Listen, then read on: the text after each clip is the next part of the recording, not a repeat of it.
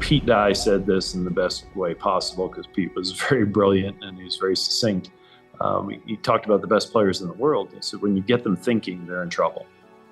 And I think that was something that we talked about with the coaches was, I've mentioned the courses that ask compelling questions or thoughtful questions are the best examples of golf architecture. Well, if we start asking them questions, it takes some time to either figure it out or they don't figure it out the first time around. It puts them in a situation where they might be uncomfortable or having to rethink their process. To score and to play well there, whether you're male or female, you're going to have to come from the proper angle. And if we can get that set up by setting the tees properly, then I think we've done our job. You're going to need to be a complete golfer. You're going to need to be able to drive it well, hit it in the fairway. Your shot dispersion coming into the greens, meaning it needs to be at the flag or it needs to be where you're looking. If it's not, then you need to be really, really good around the greens, hitting flop shots, chip shots with the right speed. And then they're beautiful greens right now. They're bent grass. I think they're going to roll specifically great. So if you're a good putter, it will just enhance you. If you're a bad putter, you need to go to work. What we like to think and what we're hopeful is that the golf course will ask some compelling questions. I think of hole number 1. Downhill, 430-yard hole. It's right there for you, but there's out of bounds left. And there's fescue and native grasses to the right. There's a bunker at about 270 yards off the tee. Practice round, no big deal. First round, on the tee. Well, now you got to take a deep breath and make a great golf swing and put it right down the middle of the fairway. If you don't, it starts right then and there. Third hole, it's an uphill par 3. It's a tough hole because it's uphill and it's downwind, so the wind kind of knocks your ball down while you still need it to elevate. And so Gil changed the visual of this hole he took these cross bunkers, and when you stand on the tee, they look like they're right up against the green, but there's actually 20 to 30 yards of space between the bunker and the green. So it's just he's trying to get into the player's head and just make them think about it one extra time before they pull the trigger. And hole 6 it's a full length par 5. I think it's right around 600 yards. So from an elevated tee, you're kind of hitting up over a valley, up onto the ridge. Bunker there guarding the side of it, to kind of get you in the right position. But everything is really feeding very strongly from the left to the right. So kind of holding a shot up the left will shorten the golf hole as you climb up the hill. And then the second shot area is a set of cross bunkers, really for 2 reasons. Number one, it emphasizes hitting a good tee ball. If you get in the rough or you get in the bunker off the tee, you're probably not going to be able to carry those bunkers to get up to a place where you've got a good view for your third shot into the green. But if you hit a good drive, now all kinds of options are open for you. And as you create the diagonal, the further down the left-hand side of those bunkers you carry it, you open up the tiny green to the best angle being played into it. So if you're going to get on in 2, you're really going to have to golf your ball well. I think 6 is going to be a pivotal hole because the margin for error is minuscule. You can't miss that green and expect to get up and down. I could be wrong, but I think the amount of slope on that green and just the size of it is really gonna get into players' heads. Short game, proximity to the hole on the approaches, I think is going to be the key. Little Terra can play anywhere from about 100 yards to 190 yards. Hole location is going to be significant there. So there's a pocket area on the left side of the green with a bunker in front and a bunker behind, and they're deep enough where it's going to be very difficult to control. So you're going to have to choose, do I want to go to the middle of the green with a wedge, or am I going to chase that pin? And there was a conversation, I think it may have been with Coach Fields, of, you're going to be able to make it tough enough. And I said, I think, yeah, we can make it a little terror. And so that was kind of where the name came from. And we looked at a lot of these great short little holes. You mentioned 15 at LACC. That hole, as you saw in the US Open, could wreak some havoc given the whole location. So we felt like if we could get a green that had different compartments, almost greens within a green, where it wasn't good enough just to hit the green, you had to actually be in the proper section of it, and that we could make the hazards around it penal enough that either you get an awkward stance or an awkward lie, or you'd be down below far enough and really have to hit your recovery shots to these quadrants that it would be a fitting test for, from a variety standpoint through the golf course. Funny thing about collegiate golfers, though, they don't have the scar tissue that maybe some of the professionals do over time.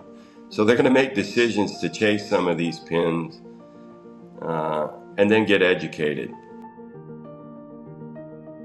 Jim and I have always believed that there's a nice pacing to every good golf course, that there's just a flow, and that there are highs and lows, there are difficult stretches and easier stretches.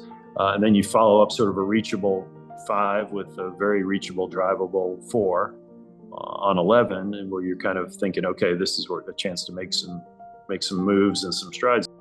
It'll play into the wind.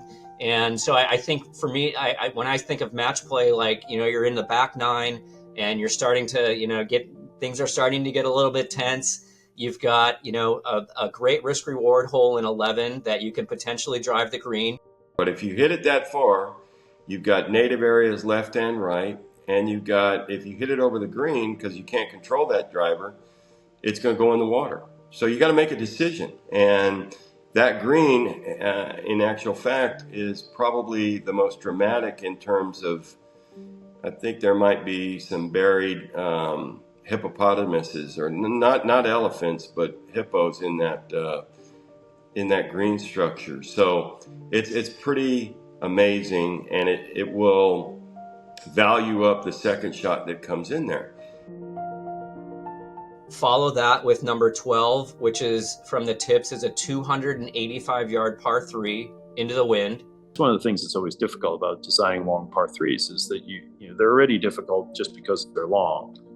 How do you make them interesting but not overly penal? And we felt like having that green without any sand around it, kind of sitting up on a shelf, would make it a difficult enough target. And that if you missed it, you'd have to be pretty creative with your up and down. Yeah, it's a drivable par 4 followed by a 280-yard par 3. So you don't get one without the other. You've got 15, which is a great risk-reward hole again. It's going to play about 380 yards. Again, that doesn't sound like a drivable hole, but the distance these guys hit it is incredible. And the green was repositioned.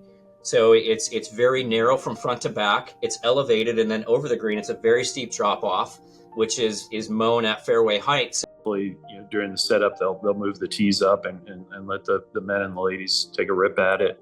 But there's all kinds of trouble around it. And it's a tiny green with water over the back, where you can get yourself in a lot of trouble. But again, angles, if you play all the way down the right-hand side and bring the creek into play, you're going to have a much better shot into the green. Obviously, reminiscent to a certain degree of hole number 10 at Riviera, the famous short par 4 that George Thomas designed. The back of the 15th hole looks like the front of number 15 at Augusta. If you hit it over the green, it's going in the water.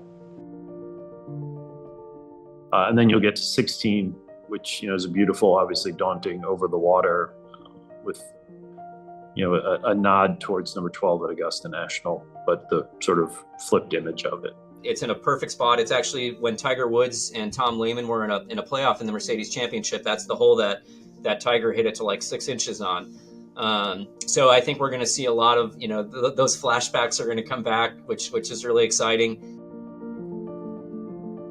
So we think that finishing stretch will be really exciting. And then 17, 18, you've got the opportunity, 17 being a very difficult par 4, and then 18 being a par 5, where most of the players will have the firepower to get home in 2. So you could see eagles and birdies winning a match if it makes its way to 18. And something Jim and I really like is we'd rather see positive outcomes decide matches versus men and women just barely holding on.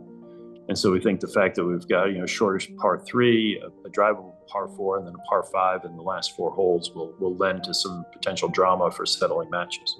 Then the 18th comes back and it's a 600-yard par 5.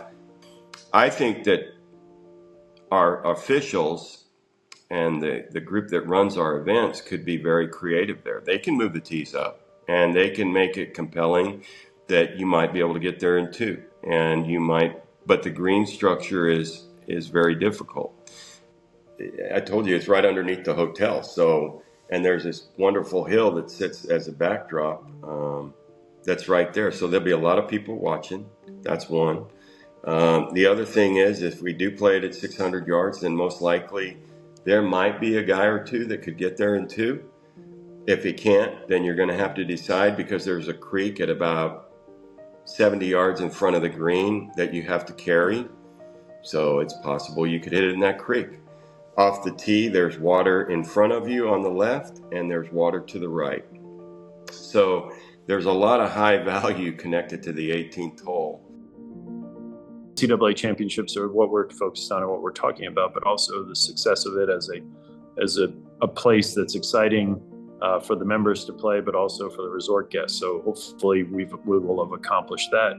From a championship perspective, I think the way we always look at it is if we get great champions, then we feel like we've created a good venue. But if we have a track record where the best individuals are always competing for the individual championship and the best teams are always making it to match play, then I think we've created a venue that is a really good test